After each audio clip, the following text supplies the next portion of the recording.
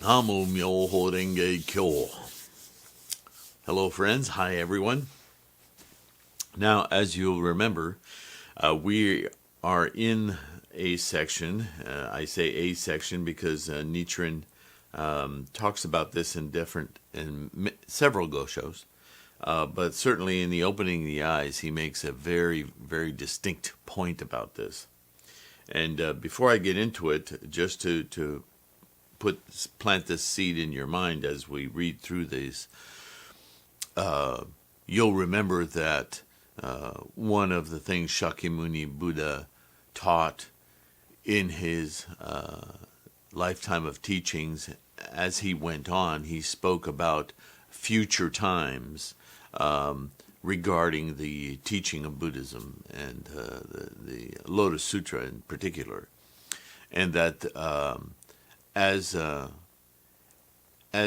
human beings evolved, as civilizations grew over time, there would be ages that in Buddhism, it's common to discuss these as the former day, the middle day, and the latter day of the law, or the early teachings, the middle day teachings, and the latter or culminating teachings. There's a lot of verbiage around this, but suffice it to say that basically the discussion revolves around our human nature and how we would evolve over time as we would, civilizations would grow, numbers, societies would grow, and with that comes sometimes the manifestation of the better parts of our nature as human beings, but also, unfortunately, as there are more and more of us, the competitive nature, the avarice, the greedy nature of human beings will manifest more and more. And so it's not uncommon to hear that in the latter day of the law, or Mappo, or in the to put it in Buddhist terms, the fifth 500-year period after the Buddha's passing, and thereafter for a period of some 10,000 years, humanity would be in a place of very heightened greed, avarice, competitive natures, which precipitates in Buddhism. Anger isn't just vitriol and anger like freeway madness or whatever you might call it. Anger really speaks to the manipulative nature of human beings and the backstabbing nature or the deceptive nature of human beings, and stupidity or foolishness or whatever adjective we would use in Western languages really speaks to ignorance, the staunch investment in certain ideas and thoughts without having ideas and thoughts behind them, just memetics, what we call today memetics, people just repeating information either because it suits their version of what they see themselves to be, whatever that mixture is, or it advantages them in some way without any idea of what it truly means or fundamentally means. There's not a lot of foundational thinking anymore. We see this today all the time, so it's very easy to talk about this. It's kind of humbling to think that almost 3,000 years ago, this monk figured out that that part of our natures would be so overwhelming in this day and age. And we see that everywhere, right? And so this latter age, this time of man, of human development, began not much before or in the time of Nichiren Bodhisattva Nichiren's time. And so he recognizes that he lives in the beginnings of that Mappo, the latter stage of the law. And so he can see all the examples around him in his day of this greed, anger, and stupidity, this avarice, this... anyway, I won't repeat myself too much.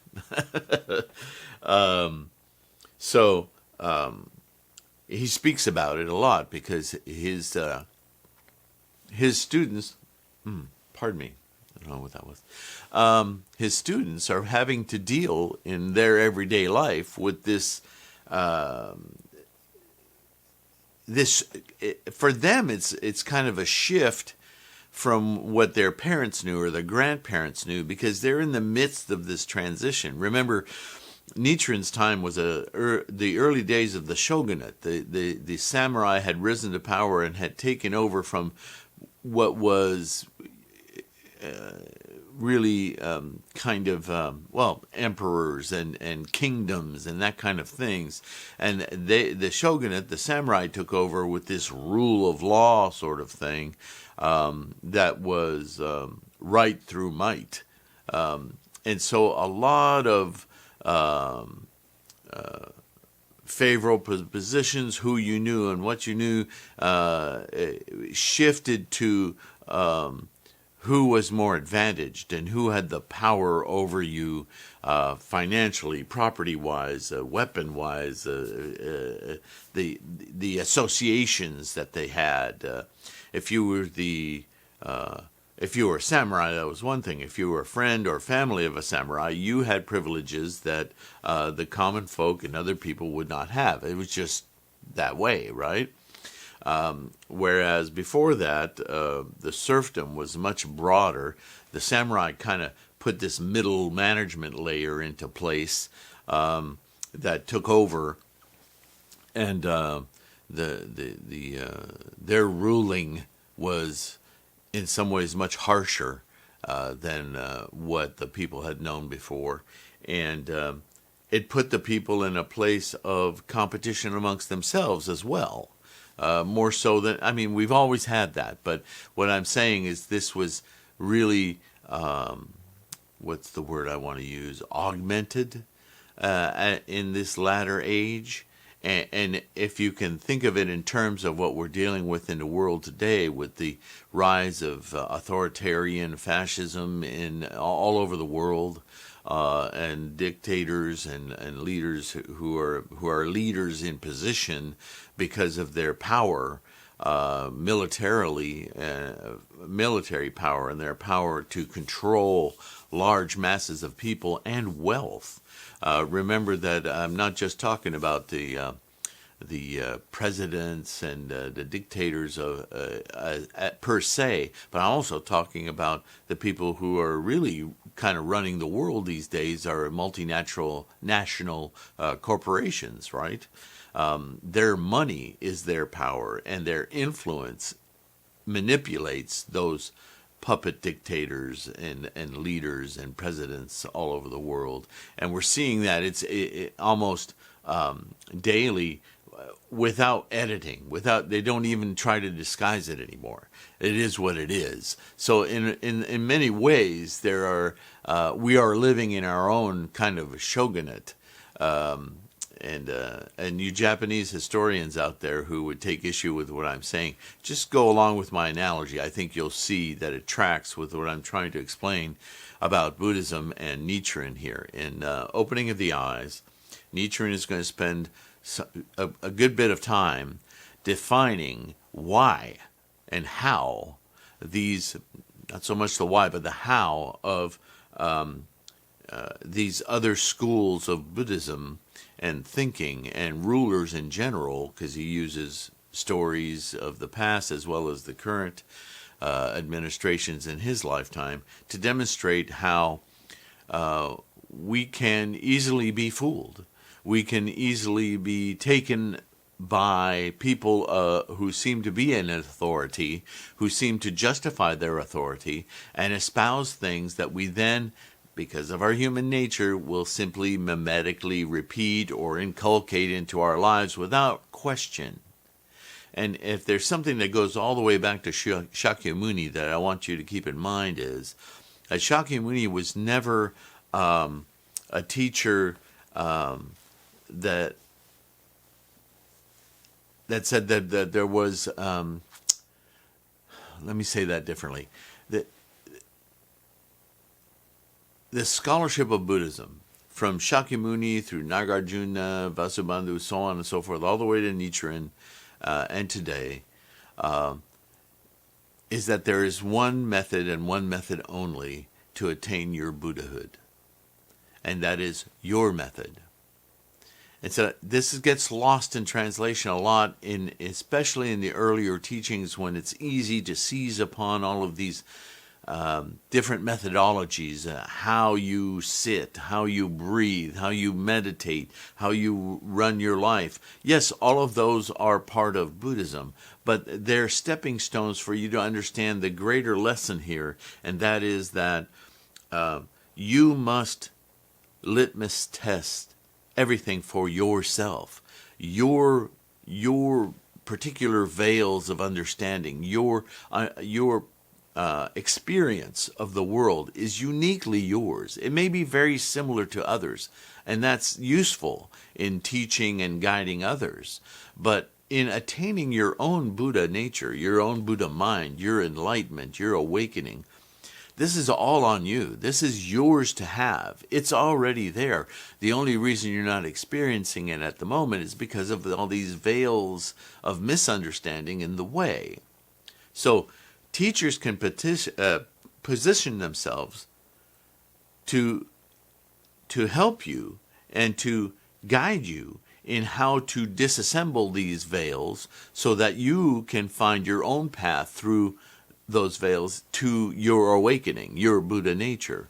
But no teacher can tell you what that is specifically because it's yours to figure out. They can only assist, as I'm trying to do right now. I'm trying to give you information so that you are empowered to then go and figure this out in your world, in your life, in your experience, and how this helps bring you the aha moments of awakening, right? For your enlightenment. It's yours. So only you can make it happen.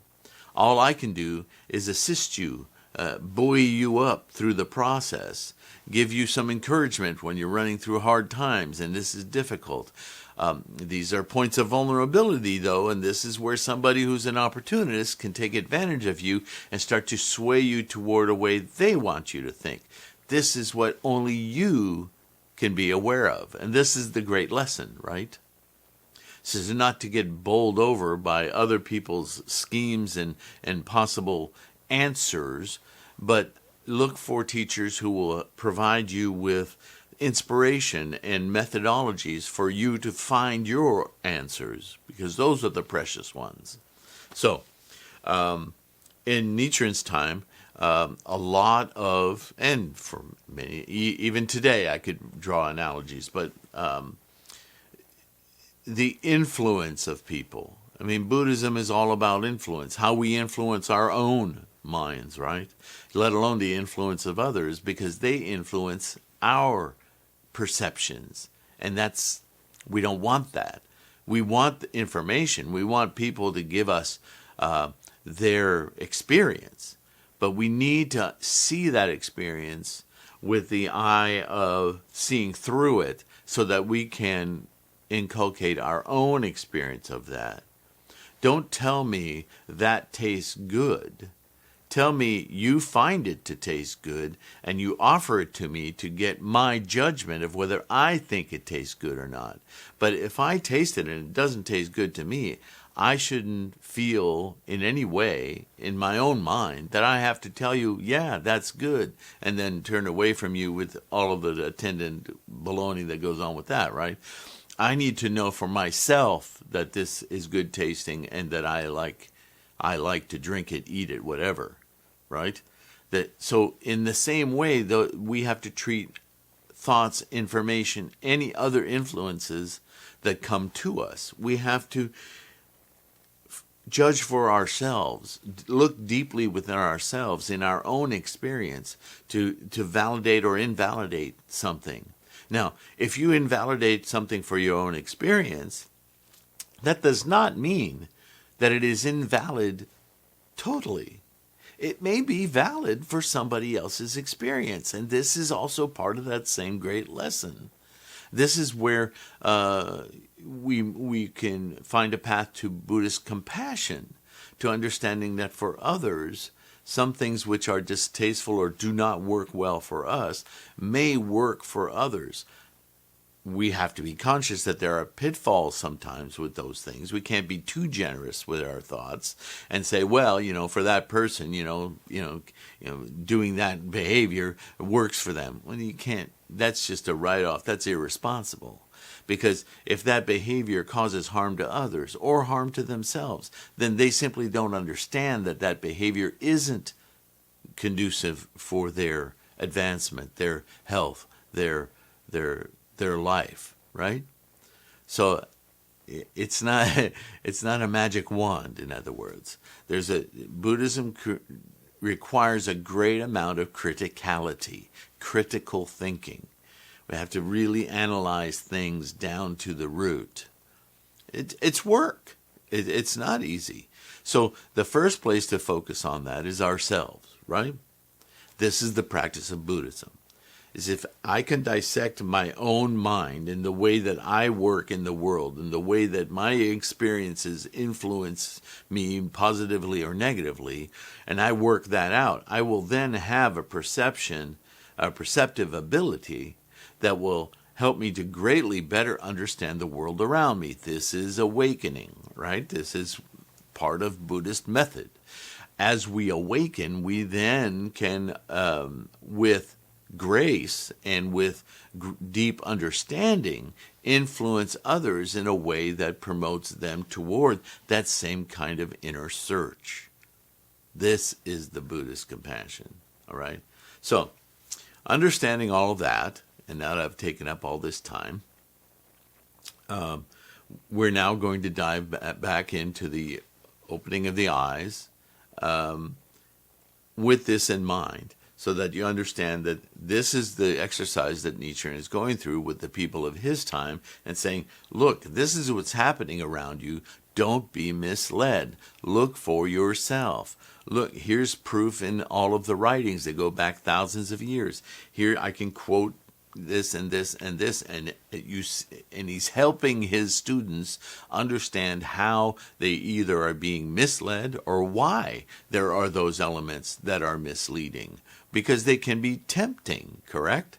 If you're having difficulty in one way, somebody else might look like they're having an easier time of it, so you might jump the tracks and go over and try that for a while.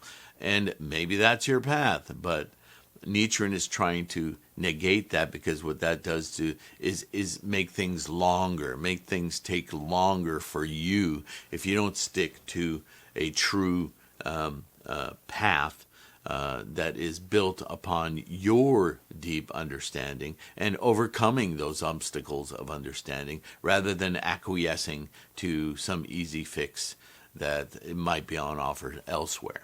All right, so here we go. I'm going to pause this for a second. And okay, so we're going to continue where we left off. They are not appropriate for the times. So right in the middle of what I was just saying. To combat such views, the 10th volume on the words and phrases, which is a Tendai writing, reads, or is that Miyano? At any rate, reads, quote, probably those who are mistaken in their understanding fail to realize how great is the benefit gained even by a beginner in the practice of the Lotus Sutra.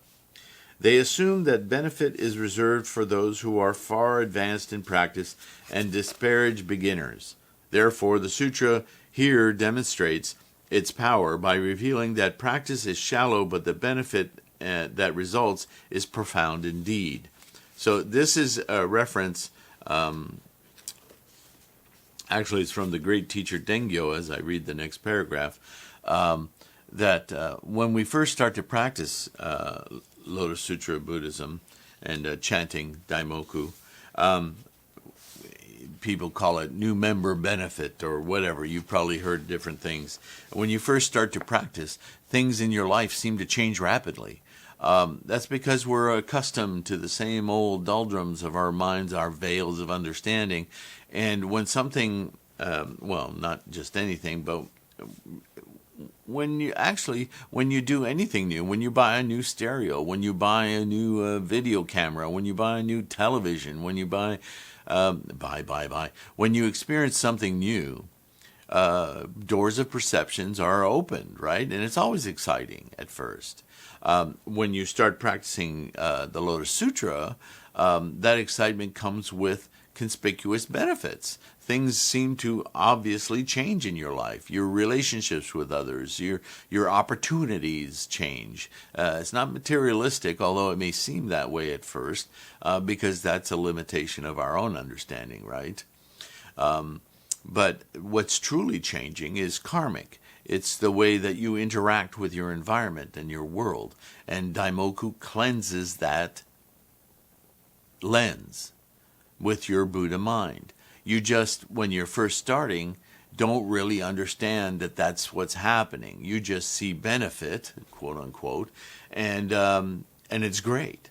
But then as you continue to practice, those stubborn karmic elements that have been in your way all along start to become more obvious, and that's when you start having a hard time, or you start going, well, why am I not being, I've gotten to the bottom of the hill on my little sled. Now I have to walk all the way back up that mountain of snow, Daddy, so I can experience that again. Well, it's work, right? All right. So what this is about is that part of the Lotus Sutra that demonstrates that when you first begin, even chanting Daimoku for the first time, you will have conspicuous benefit. You will notice a difference. And over time, you may have more difficult noticing. It's still happening, but your perception now is accustomed to it. We're greedy little creatures, us human beings, and we get accustomed to new easiness or new excitements very quickly. We get our little endorphin rushes by that. Look at the way social media works. A simple thumbs up and oh boy, we're game to play, right?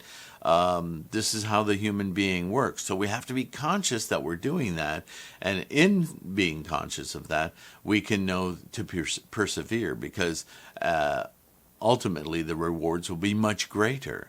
But we have to be more persistent and not be so easily, lazily pulled aside, right? Anger, stupidity, foolishness, right? Those things should echo in your mind. The great teacher Dengyo declares, quote, "The former and middle days are almost over, and the latter day is near at hand. Now, indeed, is the time when the one vehicle of the Lotus Sutra will prove how perfectly it fits the capacities of the people. How do we know this is true? Because the Peaceful Practices chapter of the Lotus Sutra states, quote, in the latter age hereafter, when the law is about to perish, accept and embrace the Lotus Sutra, end quote. And Ishin says, throughout Japan, all people share the same capacity to attain Buddhahood through the perfect teaching. This says throughout Japan, but this is throughout the world. All of us, human beings, now bodhisattvas of the earth, have the same capacity to attain our Buddhahood, because the Buddhahood is already there. We simply need to practice this perfect teaching in order to push away our delusions, our veils of misunderstanding. And ta-da, there it is. We're already living it. Now, which opinion should you believe? That of Taocho and Honen, or that of Dengyo and Eshin? The former has not a scrap of evidence in the sutras to support it. The latter is based firmly upon the Lotus Sutra. So he's talking about these other teachings that we've already talked about in a previous video.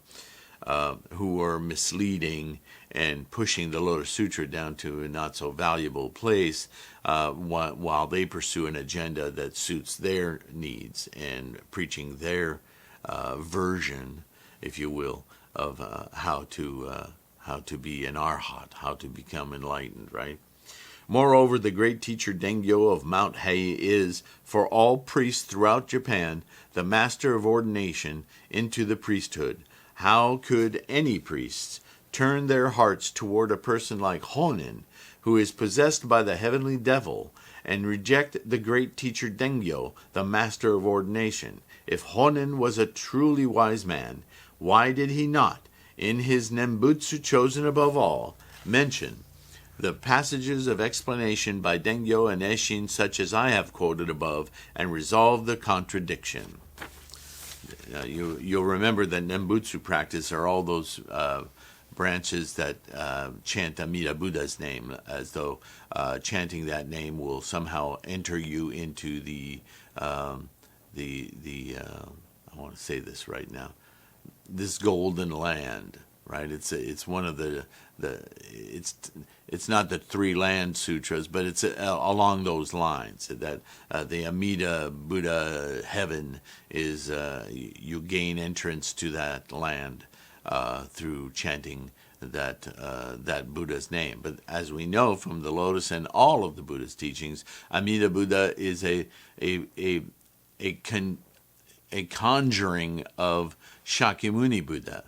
He made this name up to discuss aspects of enlightenment and awakening. It's not a real thing. It's a way of the skillful means, a device to get human minds to understand how our environment changes as we become aware and enlightened. Of course it does.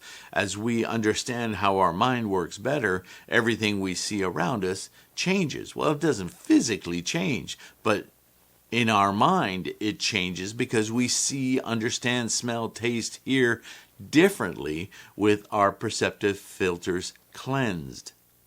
Follow? And this is a Buddha land. A Buddha land is a land in which we perceive through our Buddha mind, our Buddha lens. Well, that land is the land you're already in. You're just not perceiving it through your Buddha mind. Follow? So this is what the teachings of Buddhism teach, but if you want to get lazy, well, just chant this Buddha land's name and you'll get there. Well, that's not the way it works. Try chanting ice cream for a full day and see if it just magically appears in your mouth. You have to make causes. You have to make effort. You have to move toward if that's what you want, right? All right. He did not do so because he is the kind of person who hides the teachings of others. When the Lotus Sutra speaks of the second type of enemy, saying, quote, in that evil age, there will be monks, end quote, it is referring to men like Honen who disregard the precepts and hold perverse views. The Nirvana Sutra says, quote, world-honored one, today I have learned the correct view for the first time. World-honored one, up till today, we all have been people of mistaken views, end quote. Miao Lo explains this by saying, quote, they themselves referred to the three teachings they had practiced until that time as mistaken views, end quote. And the Great Concentration and Insight says, the Nirvana Sutra says, up till today, we all have been people of mistaken views. Mistaken is bad, is it not? The annotations on the Great Concentration and Insight, again Tendai, says, mistaken is bad. Therefore, let it be known that only the perfect teaching is good. There are two meanings involved here. First, what accords with the truth is to be accounted good, and what goes against the truth is to be accounted bad. This is the meaning from the relative viewpoint. Second, attachment to this viewpoint is bad, and transcending it is good. This is the meaning from the absolute viewpoint.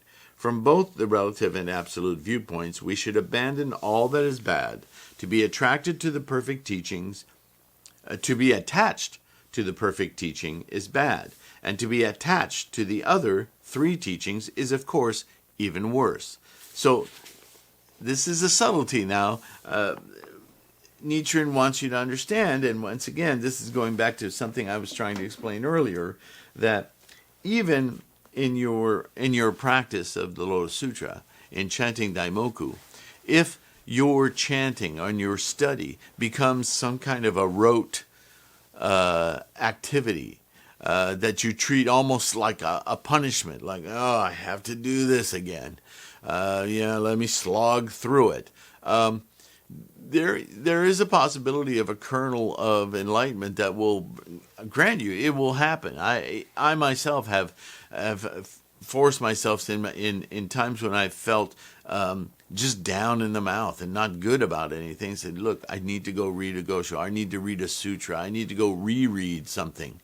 And in the reading, but because my mind, my attitude, even when I'm down, is to ameliorate myself, to find that kernel of enlightenment, that kernel of truth, to feel inspired. That's why I do it. Then I find it, and it inspires me, and I'm chanting again, right?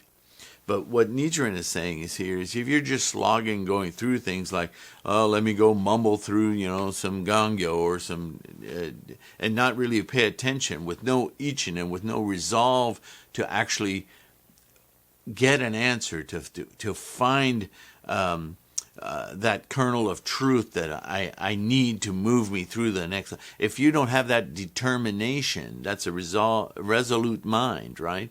If you don't have that, or you have it, all of us have it, but you don't use it, that you instead do things like a rote habit, then you're not going to benefit much from it, if at all, right?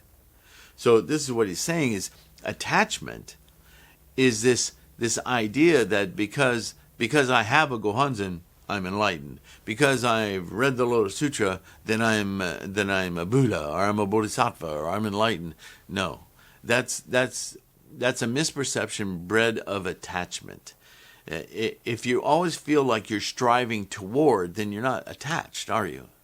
If you always feel like there's more to know, there's a deeper knowledge that you just need to dig a little harder to get to it, then you're not there. Then there's nothing that you're attached to. You see, it's a subtlety, but do you understand what I'm saying? I hope you do.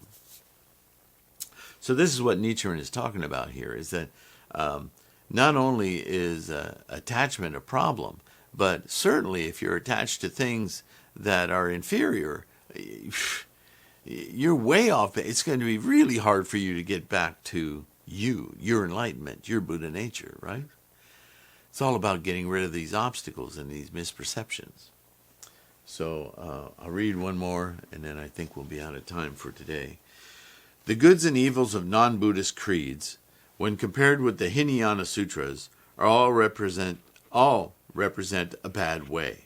Similarly, the good ways of Hinayana teachings, and the four flavors, and the three teachings as well, when compared with the Lotus Sutra, are all mistaken and bad. The Lotus Sutra alone is correct and good. The perfect teaching of the sutras preached before the Lotus Sutra is so called from the relative viewpoint. From the absolute viewpoint, it must be still counted as bad. Fundamentally, it falls into the categories of the three teachings, and therefore it is bad in the sense as well. In this sense, and that sentence as well. To practice the highest principles of the pre-Lotus Sutra teachings according to the sutras is still bad. How much more so, then, is someone who would take a work of insignificant doctrines like the Meditation Sutra, which cannot compare even with the Flower Garland Sutra and the Wisdom Sutras, as the fundamental teaching. Such a person incorporates the ideas of the Lotus Sutra into the Meditation Sutra and urges people to ignore, abandon, close, and discard the Lotus and believe only in the Nembutsu. That is what Honen, his disciples, and lay supporters do, and they deserve to be called slanderers of the correct teachings. So, I'm going to close on that because it's pretty heavy. And I want to make sure you understand what he's saying there. He's not saying that in the days of the Hinayana Sutras, or the early teachings, let's call them that, the early teachings of Shakyamuni, his first few dozen years, couple decades of years, the first 40 years of his teachings. You take the whole first 40 years of his teachings.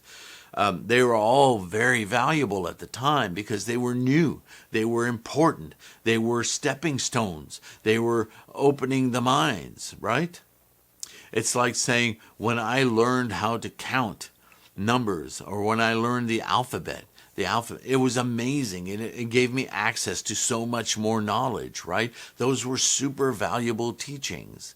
Okay, once you've learned the alphabet, once you've learned numbers, and you've gone on to mathematics, then the mathematics, wow, opens up a whole new thing, right? And then geometry, wow, I see the world differently with geometry, and now I add algebra to it. Wow, now I can really think complex thoughts about the world around me with this algebra. But then, so you know that algebra is better than just learning numbers.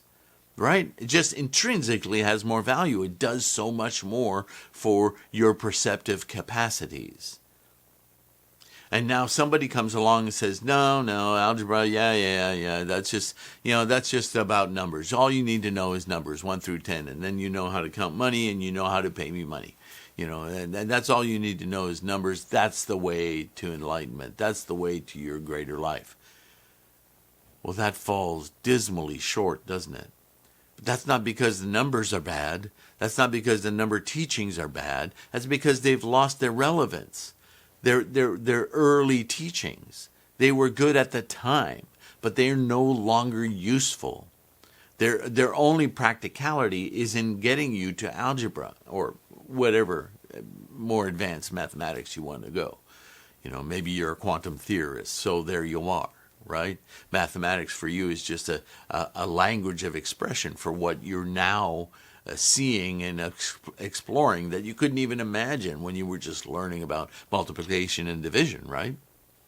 So this is what Nichiren is saying. He's saying that it's not that the pre-Lotus Sutra teachings are all bad intrinsically. This is why he's saying absolute versus, what's the other word he uses? The viewpoint, relative. The relative viewpoint may say that geometry is the all-knowing. Pythagorean theorem is everything that you need to know to understand the universe. But in the absolute way, it's only a provisional step toward quantum, toward more advanced teaching, right? So this is what he's saying about the placement of the Lotus Sutra should not be confused with these more provisional earlier teachings. The Lotus Sutra is the king of sutras, okay? And we'll continue for there. That was a lot for this video. I thank you always for being here. Support me on Patreon if you can. Support me through PayPal any way that you can. I appreciate you just watching these videos. It's tremendous. So thank you so much. Namo Myoho Renge Kyo. Take care of yourself, your health, all your loved ones. Be kind. Thank you so much. See you soon.